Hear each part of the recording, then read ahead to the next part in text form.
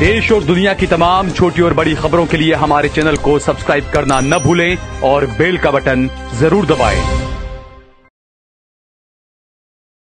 नमस्कार दोस्तों, स्वागत है आपका देश लाइव में और आपके साथ मैं हूं आशिमा त्यागी। दोस्तों सोचिए, जिस अनुच्छेद 370 को कभी गुलामी की जंजीर कहकर हटाने पर जश्न मनाया गया, वही आज लद्दाख जैसे सीमावर्ती इलाके में एक ढाल की तरह याद किया जा रहा है। जो लोग इसे मोदी का मास्टर स्ट्रोक मानते थे, वही आज इसके हटने के परिणामों से सबसे ज्यादा परेशान है।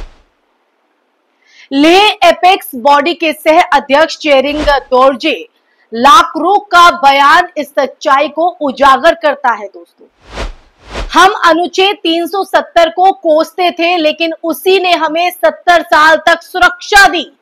उसके हटने के बाद अब हमारी जमीन, पहचान और अस्तित्व संकट में है। ये सिर्फ एक व्यक्ति नहीं, बल्कि पूरे लद्दाख की आवाज है दोस्तों, जिसे केंद्र ने विकास के नाम पर हाशिए पर धकेल दिया। ये बयान उनका है। आज हम इसी पर चर्चा करेंगे, लेकिन उससे पहले आप लोगों से अपील, इंसाफ की आवाज को बुलंद करने के लिए और सच्ची पत्रकारिता के लिए हमारा सहयोग करें। साथ ही डिस्क्रिप्शन में दिए गए लिंक को ओपन कर ज्वाइन बटन दबाकर आप हमसे यानी देश लाइव से सीधा जुड़ सकते हैं। चलिए बढ़ते हैं अब चर्चा में आगे। 2019 में मोदी सरकार ने अनुच्छेद 370 हटाकर जम्मू कश्मीर को 2 केंद्र शासित प्रदेशों में बांट दिया, जम्मू कश्मीर और लद्दाख। तब इसे विकास और राष्ट्रवाद की जीत बताया गया। दोस्तों, कहा गया कि अब पर्यटन बढ़ेगा, निवेश आएगा और कोई रोक नहीं होगी। लेकिन 5 साल बाद जमीन पर सच्चाई कुछ और है। लद्दाख में ना तो वादा किया गया विकास दिखा और ना ही लोग सुरक्षित महसूस कर रहे हैं। उल्टा पारंपरिक संस्कृति और सामाजिक संतुलन जो है वो टूट रहा है, इम्बैलेंस हो रहा है।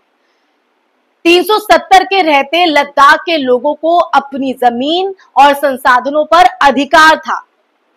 बाहर से जमीन खरीदने और बड़े प्रोजेक्ट लाने पर नियंत्रण था, उस पर कंट्रोल था और इसी कारण ये इलाका अपनी संस्कृति और समाज को बचाए रख सका।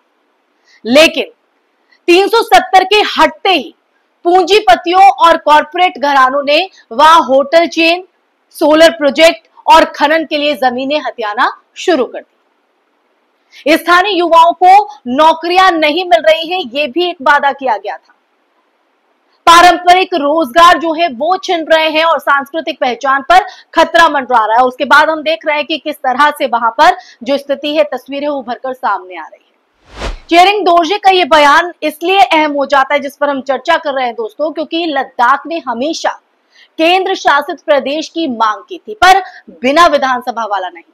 वो अपनी जमीन, अपने भविष्य पर नियंत्रण चाहते थे। लेकिन मोदी सरकार ने 370 हटाकर और बिना विधानसभा के सीधे दिल्ली से केंद्र शासित प्रदेश बनाकर उनका लोकतांत्रिक अधिकार छीन लिया। आज अगर देखें तो आज लद्दाख में चुनी हुई सरकार नहीं, बल्कि दिल्ली से भेजे गए अधिकारी शासन चला रहे हैं दोस्तों। और यही विडंबना है, यही नाराजगी की वजह है। वहां पर स्थिति इतनी गंभीर है कि 1 साल से ज्यादा समय से लद्दाख के लोग सड़कों पर हैं। वो संविधान की 6ठी अनुसूची के तहत स्वायत्तता की मांग कर रहे हैं, ताकि भूमि संसाधन और संस्कृति बचाई जा सके।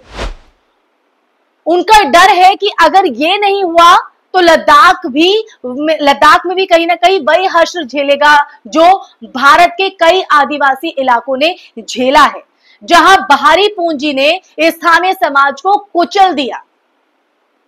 370 हटाने के बाद सिर्फ लद्दाख नहीं, जम्मू कश्मीर के दूसरे हिस्सों में भी जमीन की जो लूट है वो बढ़ी है, उसमें इजाफा देखा गया है। बड़े कॉर्पोरेट कृषि भूमि और प्राकृतिक संसाधनों पर कब्जा कर रहे हैं। विकास के नाम पर असली लाभ कुछ घरानों को ही मिल पा रहा है और आम नागरिक को नहीं, जिसके वो हकदार है। और यही कॉर्पोरेट राष्ट्रवाद जो है वो अब लद्दाख तक पहुंच गया है। सत्ता और मीडिया अब भी सवाल उठाने वालों को देश विरोधी कहती है, लेकिन जब लद्दाख के नेता और समुदाय खुद ये कह रहे हैं कि 370 ने सुरक्षा दी थी, तो बीजेपी और उनकी प्रचार मशीनरी के पास कोई जवाब नहीं। इससे साबित होता है दोस्तों कि 370 हटाना ऐतिहासिक सुधार नहीं बल्कि एक राजनीतिक चाल थी। सत्ता केंद्रीकरण और कॉर्पोरेट कब्जे को आसान बनाने की रणनीति। आज अगर हम देखें, जम्मू कश्मीर और लद्दाख तीनों हिस्सों में असंतोष है, निराशा है। हर जगह से आवाज उठ रही है कि हमने सोचा था आजादी मिलेगी, पर मिला नियंत्रण, कंट्रोल। सवाल यह है कि क्या राष्ट्रवाद का मतलब यही है कि दिल्ली में बैठे कुछ लोग सीमावर्ती इलाकों के अधिकार और पहचान छीन लें? क्या लोकतंत्र का मतलब यही है कि स्थानीय लोगों की राय की कोई अहमियत नहीं, कोई इंपॉर्टेंस ना रहे? लद्दाख में जो हम स्थिति देख रहे हैं उसके बाद तो ये सवाल खड़े होना लाजमी है। लद्दाख से उठी ये आवाज आने वाले वक्त में अगर देखें तो बड़ा असर डाल सकती है। जब बौद्ध समुदाय भी ये कहने लगे कि 370 ने हमें सुरक्षा दी, तो इसका मतलब है कि झूठ का पर्दा हटने लगा है।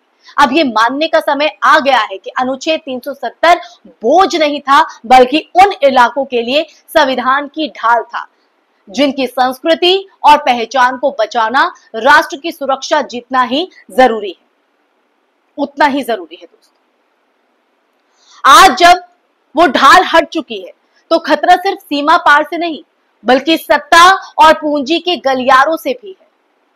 अगर अब भी देश ने इसे नहीं समझा तो कल जब आखिरी जमीन का टुकड़ा भी बिक जाएगा तब पछताने के अलावा कुछ नहीं बचेगा, नथिंग। और अंत में आज की इस चर्चा में यही सच्चाई सामने आती है कि 370 हटाकर सरकार ने जो मास्टर स्ट्रोक खेला था वो अब उसी के गले की फांस बन रहा है। क्योंकि इतिहास गवाह है, जब सत्ता सच्चाई को दबाने की कोशिश करती है तो वही सच्चाई आखिर में उसके अहंकार को मिटा देती है। और इस वक्त यही हो रहा है सत्ताधारी पार्टी के साथ। और लद्दाख की धरती पर अब वही सच्चाई जागी हुई है दोस्तों। इसी के साथ इस चर्चा में फिलहाल के लिए बस इतना ही। ये चर्चा आपको कैसी लगी वीडियो में कमेंट करके जरूर बताइएगा और इस वीडियो को ज्यादा से ज्यादा शेयर भी कीजिएगा और साथ ही साथ हमारे चैनल देश लाइव को सब्सक्राइब भी कीजिएगा दोस्तों, क्योंकि आपकी राय, आपका हमारे साथ सहयोग, हमारे साथ जुड़ना सच को बढ़ावा देना है। तो ये सच ऐसे ही लोगों के सामने आता रहे तो हमारा ज्यादा से ज्यादा सहयोग कीजिए। फिर हाजिर होंगे एक नए विषय के साथ। मुझे इजाजत दीजिए, नमस्कार।